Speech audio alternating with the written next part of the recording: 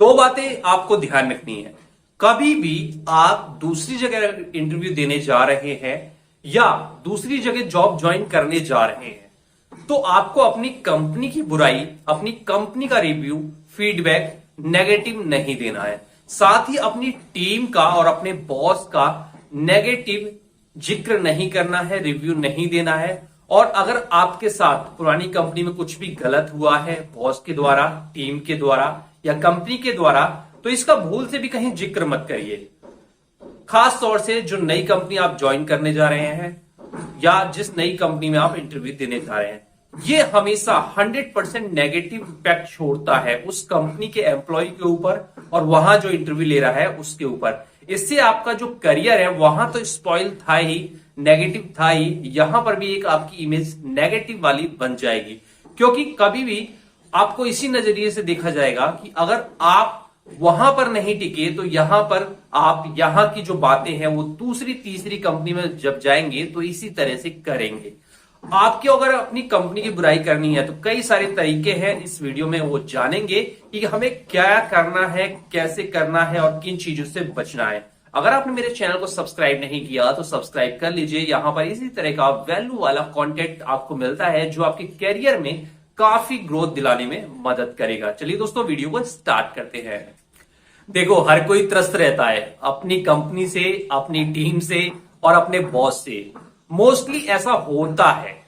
मैं ये नहीं कह रहा हूं 100% लोग त्रस्त रहते हैं, लेकिन मोस्टली लोगों के साथ प्रॉब्लम, नेगेटिविटी, कुछ ना कुछ ऐसी घटनाएं जुड़ी होती हैं जो उनके लिए अच्छी नहीं होती है।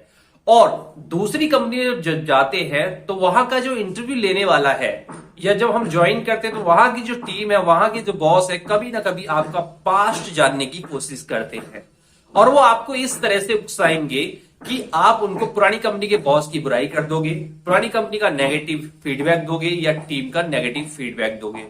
ये क्या होता है, पुरानी कंपनी में तो आपका कैरियर बेकार था ही, अब नई कंपनी में भी आपका आगे आने वाला जो फ्यूचर है वो बिगड़ चुका है क्योंकि आपने ये बातें बोल दी हैं या इस तरह की बातें आप कर रहे हैं।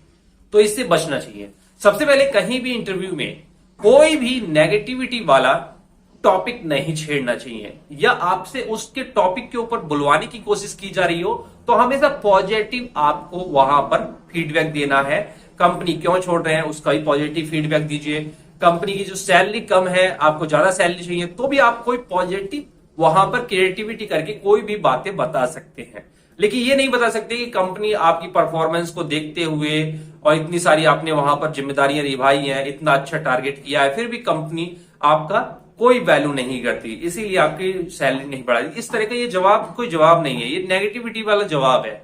इस तरह से जहां इंटरव्यू देने गए हैं उन पर भी नेगेटिव इंपैक्ट छोड़ेगा, आपका सिलेक्शन नहीं होगा। और जब आपने ज्वाइन कर लिया है तो वहां के लोगों में ये भावना बन जाएगी कि ये तो इसी तरह से बुराई करता है, इस कंपनी की दूसरी कंपनी में करेगा, दूसरी कंपनी की तीसरी कंपनी में करेगा।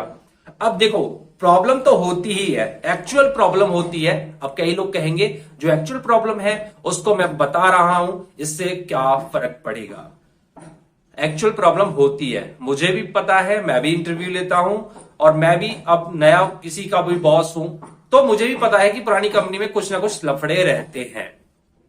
ठीक है, कोई ना कोई टॉपिक रहता है जिसकी वजह से एम्प्लॉय छोड़ जाते हैं, सैलरी कम रहती है या पोजीशन उस हिसाब से नहीं मिलती या फिर वहां पर कोई नेगेटिविटी चीज होती है, मैनेजर से खटपट होती है, टीम से अनबन होती है, कुछ भी हो सकता है, या ग्रोथ के लिए लोग जाते हैं। लेकिन मैं ये सारी चीजें क्यों बोलूंगा, मैं नहीं चाहूंगा कि किसी कैंडिडेट का मैं इंटरव्यू ले रहा हूं वो मुझे ये चीजें बताए।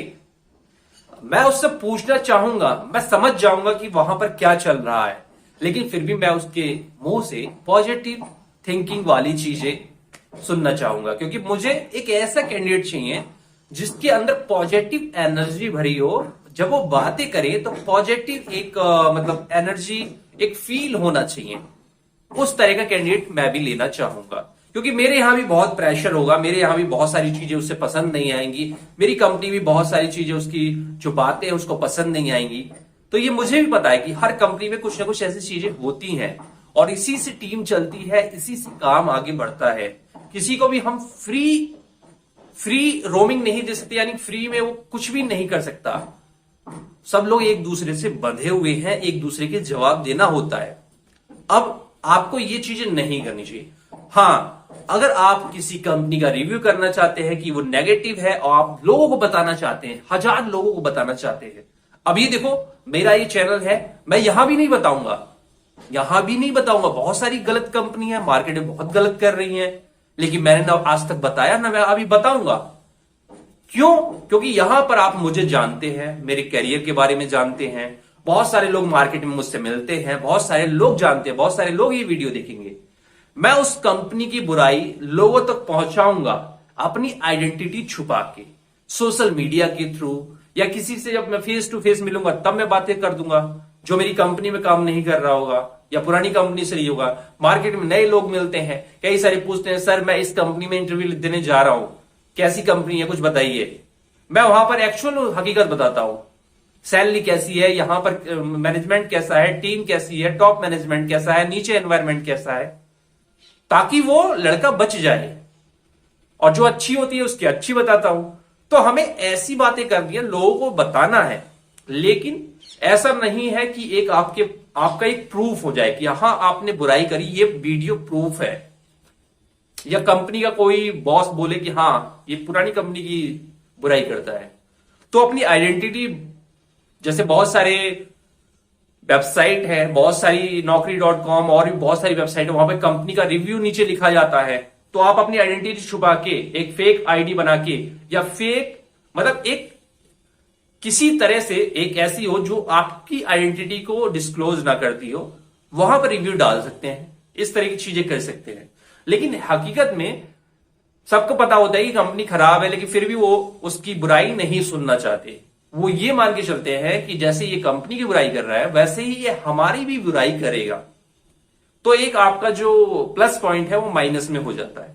इसीलिए आपको बचना चाहिए। इसीलिए हमेशा कहा जाता है कभी भी नेगेटिविटी वाले आंसर नहीं देने चाहिए, पॉजिटिव एनर्जी वाले आंसर देने चाहिए, और बहुत ज्यादा किसी की बुराई नहीं करनी चाहिए, चाहे कंपनी हो, बॉस हो, टीम हो या एनवायरमेंट हो।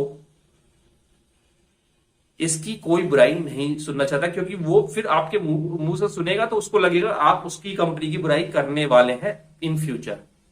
तो इस चीज का ध्यान रखें। वीडियो अच्छी लगी है तो लाइक करिए, शेयर करिए और कमेंट करके जरूर बताइए, ताकि हमारे भी मोटिवेशन बने और हम भी आपके लिए कुछ अच्छे और भी वीडियो लेके आए।